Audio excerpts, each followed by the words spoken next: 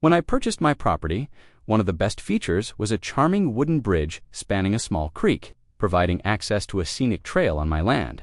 I had maintained it carefully over the years, fixing loose planks and reinforcing the supports whenever needed. I always assumed the HOA knew which properties were theirs and which weren't, but apparently, Karen and her team didn't care about details. One morning, I received frantic calls from neighbors and guests. The HOA had arrived with heavy machinery and started demolishing the bridge, claiming it was unsafe and insisting it was part of my property.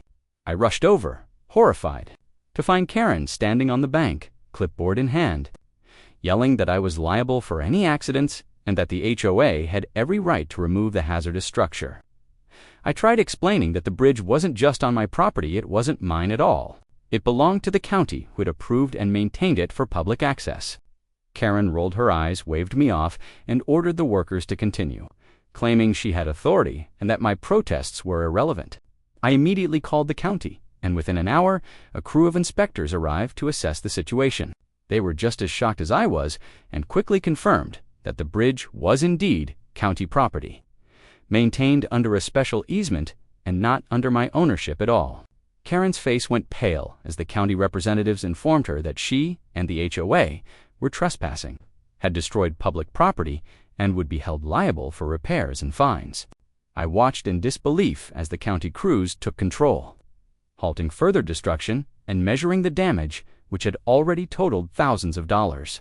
The HOA's attempts to bully and intimidate me had completely backfired, turning what they thought was a simple act of enforcement into a costly legal nightmare.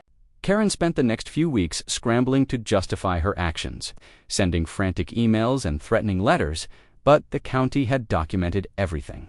In the end, the bridge was repaired at the HOA's expense, and I finally had peace of mind knowing that Karen and her team had learned a hard lesson about overstepping boundaries.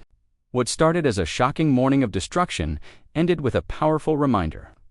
Assumptions and arrogance don't hold up against legal ownership and the law.